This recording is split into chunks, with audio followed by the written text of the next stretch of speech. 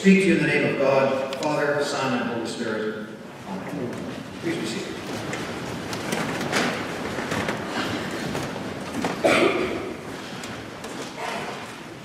The gospel reading was pretty long today, and I'm just going to warn you, it only gets longer as we move through Lent, until we get to the Sunday before Easter when it's about 20 minutes. So just chill out, relax, you're in for a ride. It does mean that I can't preach on the whole reading, because it's just going to be way too much. So I'm going to zero in on one little element of the reading for my reflections today, and that is, of course, in the conversation between Jesus and the woman at the well, the discussion of the two kinds of water.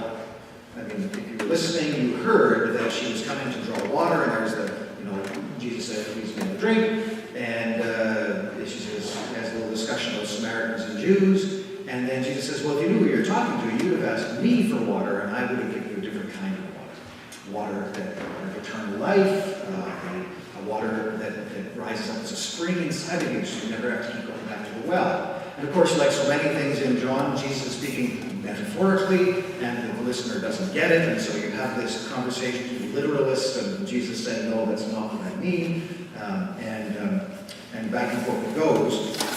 And so when I was reading that, the issue that came up to me was how many of us, when asked by someone who's not a part of our tradition, would be able to explain what Jesus was talking about. What does Jesus mean when he says the water of life that is rising up inside you like a stream that never gives out? Can we say that we have that? Can we say that as a follower of Jesus that we have actually encountered that? Certainly when we hear the reading, the contrast with the confusion of the woman makes us feel like insiders. Oh yes, we know that Jesus is talking about something spiritual, but how many of us could articulate what that is and whether or not we have it? So that's really the substance of my reflections today. How can I try to articulate that? Because it's not easy even for me. So when I go after that question of what it is to talk about this water of life that we receive as followers of Christ, I'm led to talk about a variety of things that are all part of one overarching theme, which the language that I go to is the language of connection or separation with God. That we are either separated from God or connected to God. And when we are separated from God, we are constantly thirsty. We are constantly seeking something that we can't name. We don't know what it is, and we try to find the solution to that thirst, and we try it in various substances, and we try it in various relationships, and we try it in all kinds of parts of our life, and nothing ever seems to feed that particular kind of thirst. That thirst for wholeness, for peace, for fulfillment, for joy, for a sense that when you wake up in the morning, you wake up with gratitude and not anxiety. That sense that we're all seeking, and so we try to feed ourselves, and we keep going back and back to things that don't satisfy. And the only thing that will satisfy is a relationship with God. That openness to God, who is at the foundation of our very being, only that can feed that fundamental spiritual thirst. And the gospel reading points in that direction precisely in the conversation where the woman says, okay, well, give me that water so I won't have to keep trudging up this hill to draw the water every week. And Jesus said, go and bring me your husband. That wonderful turn where she says, okay, give me the water. He says, okay, go get your husband. And she says, I have no husband. And he goes, I know. You've had 5, and the one you're with now is not your husband. Right? And that turn, it speaks to the chaos of this woman's personal life. Her romantic life is what's the word? An ongoing train wreck or something like this. And I've known people like this, where they meet the one, and he's going to solve all their problems, because what you really need, ladies, is a man to complete you. And those of you who have men know how untrue that is. But when you don't, you look over the fence, you go, oh, if only I had a man, then I would be a complete woman, and so forth. And so she marries the first one. Well, I don't think he's the one. So off with him, let's marry the next one, and the next one, and the next one. And by the time she comes to number 6, well, I'm not going to commit, because I've had a lot of bad experiences before, so I'm just going to live with them. I'm not going to commit to getting married and sort of put all that expectation on the relationship. But what I can't be is alone. I need to be with somebody, right? And so you see this picture in that little microcosm of this woman's relationships, of how she's seeking wholeness and contentment and fulfillment, and she's putting all the eggs into the relationship basket, and ultimately the relationships don't satisfy. So she keeps going back to that well again and again and again. Well, maybe this relationship is going to feed me. And maybe it does for a little while, but then she gets thirsty again and has to go back to the well and back to the well. And as Dr. Phil would say, how's that working out for you? Right? So that move to the woman's personal life is the move from the literal water, but using that trip up the mountain back to the well again and again as a symbol of what we all do in our lives to try to scratch the itch that we can't seem to scratch. There is something missing. And we feel it. And so we reach out to whatever we think will scratch the itch. So at a very basic level, we just want to feel good. We don't feel good. So we want to feel good. So we reach out to our appetites. And food makes us feel good. So we eat, we become gluttonous, or we become foodies. You know, if we just have that fabulous food experience, I will have peace and contentment and happiness. Or we reach out to wine, to social occasions, to having fun. It just occurred to me between the last service and this one that Facebook is one of those places where if I just keep reading the next thing, I will feel connected and like I'm not missing out on what's going on in my friends' lives and so forth, or what's missing out in the world.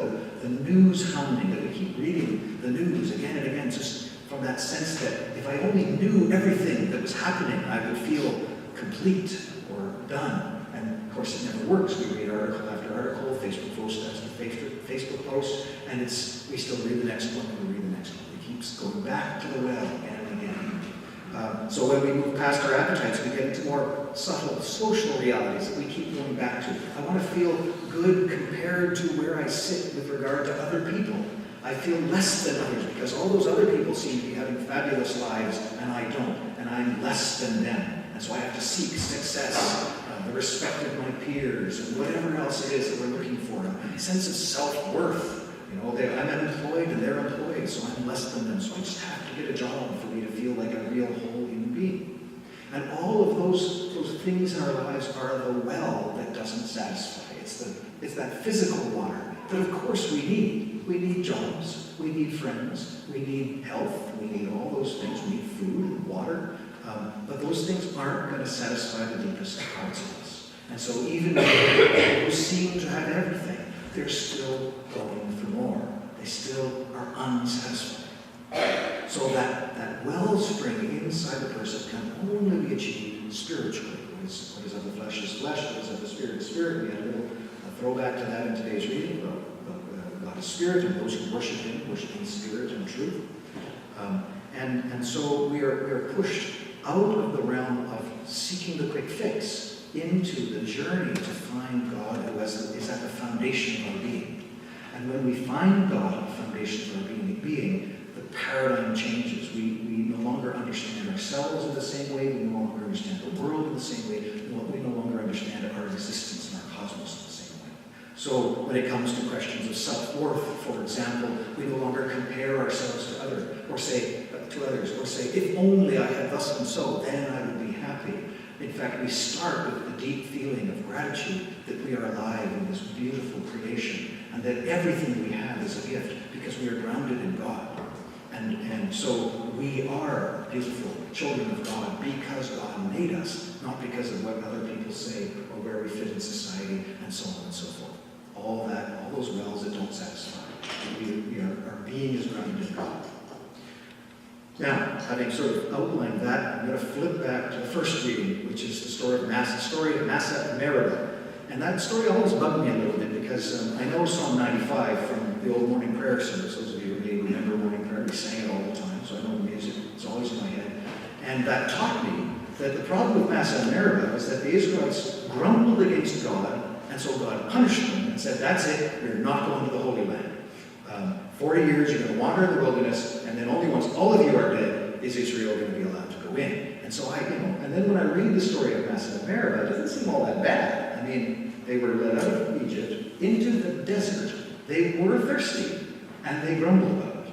And they got angry about it. They said, what's going on? You let us out here to die of thirst, and yada, yada, yada. And Moses goes, yeesh, what can I do with these people? And God says, fine, just hit the stone with your staff and make the water come out. And so Moses does that. See, are you happy now? And just for that, I'm going to make you wander around for the 40 years. So it just didn't fit right. I would think that story would symbolize God's miracle or something like that. But it's not. It's about how that event proved that Israel was not ready to get into the Holy Land. So that business of going to the wrong well, it gives me an insight into that Massa and Meribah story. Because what the Israelites wanted was the quick fix. They were out of Egypt and out of slavery, and what they wanted was to be fed and watered and happy and safe and all of that stuff right away. And what God was trying to do with them was to transform them into a blessing to all nations, where the real water of life would be available to them because they were connected to God in their society and in their relationships and in their relationships with the world and the nations around them. And when they said, well, it's just all about us and our needs, God said, all right, you're not getting it. So we've got to go through this whole process of the wilderness. So you are transformed into what you were meant to be. And that move, the sin that they committed by grumbling about not getting the water, translates, this is the other thought in the reflections, translates into modern day spirituality very neatly. Because when we talk about spirituality in our modern culture, and I'm guilty of this, even in the Christian context, and I know better, is to start talking about our spiritual lives or practice or our faith life in terms of what we get out of it right away. Come to church. It's great. You will feel good when you come to church. That's why you should come to church. And so we sell church like an ad to say that if you only buy this product, you will be complete and fulfilled and so forth. And for all of us that come to church, well, there's some good things about it, but there are some things not good about it. And here we are, and there's something going on, but I'm not fixed, and I'm not totally in bliss all the time, and so forth. And the sermon might have been okay, but maybe it had some read on too long, and on we go. So it's not perfect. And so when we do that, we make the Massa and Meribah mistake. That we say, okay, God, now we're on the journey, so give us what we want. And we turn even our religious and spiritual life into the feeding of the appetites. That is the mistake. It's going to the wrong well. If we're coming to church so that we get a high every week, and that's the criterion by which we measure the validity of church, then we are bound to be disappointed. Because everybody that has gone to church for a long time knows that sometimes it feels good and sometimes it just is something you do. It's what it is. But only in the long run do you start getting the real benefit of that relationship with God, which coming to church is an essential part of it. I'm committed to that, but it's certainly not the only thing. And it's part of the process of changing yourself in your inmost being.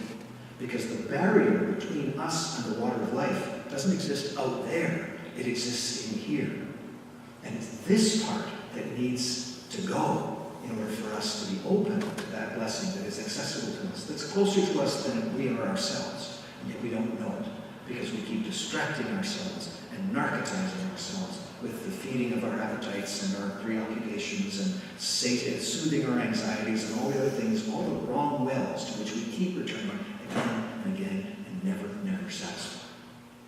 So the Massa and Meribah problem is when we turn our own faith life into the wrong kind of well. And we become addicted to the still things that are not God. Whereas our faith life ought to be always pointing beyond itself. It's not that we are Christians. It's that our Christianity leads us to the source of the water that springs up forever and ever, which is God himself, in all of his transcendence and inscrutability and glory. And we have tastes of it from time to time in our spiritual life. And those give us food. It's like manna in the desert. It keeps us going. But it's never the consummation that we look for because we're on the journey. And that, of course, is Lent. It's about the journey. It's about the transformation. It's about the tearing away of the things inside ourselves that get between us and the water that will finally satisfy. So the question for reflection this morning is, what is the wrong well or wells to which you keep returning that in the end feel good in the short run, but ultimately prevent you from the deep work of opening yourself to the presence of God, who is the only thing that can satisfy you? The Lenten discipline, many of you know that I gave up coffee, and many of you complained that I gave up coffee for Lent. Yes, I had to do detox of all that kind of stuff, and lived on pills for a couple of days to get rid of headaches and so forth. And yes, I'm chemically addicted to caffeine. This is clear to me. But even worse, I'm habitually addicted to caffeine because, like I was saying to Andrea just yesterday when I was sitting Saturday morning with my Globe and Mail, where's my coffee? It's not that I need the caffeine, I just need the ritual of making the coffee and have it sit beside me as I read my paper, because that ritual on Saturday morning makes me feel comfortable and comforted, like a little security blanket, that every Saturday when I get that, all is right with the world. And when I only have my paper and no coffee, then I feel anxious and out of sorts and so forth. And it exposes the fact that I've been going to the wrong well, when in fact there are blessings around me all the time. I'm sitting in peace and tranquility with my family and paper and a house and all these wonderful things around me, and all I can think of is, where's my damn coffee? Right? And so I keep trudging up that hill. And so in my own journey, I keep reminding myself again and again, no, that's not it. That's not it. That's not it. And when I find it, which I get glimpses of from time to time, it's way better than coffee. It's way better than my habits, which are so comforting to me. It is that profound sense of connectedness between myself and the universe around me and the people around me and God himself, who lies underneath and within all things. In the name of the Father, the Son, and the Holy Spirit, amen.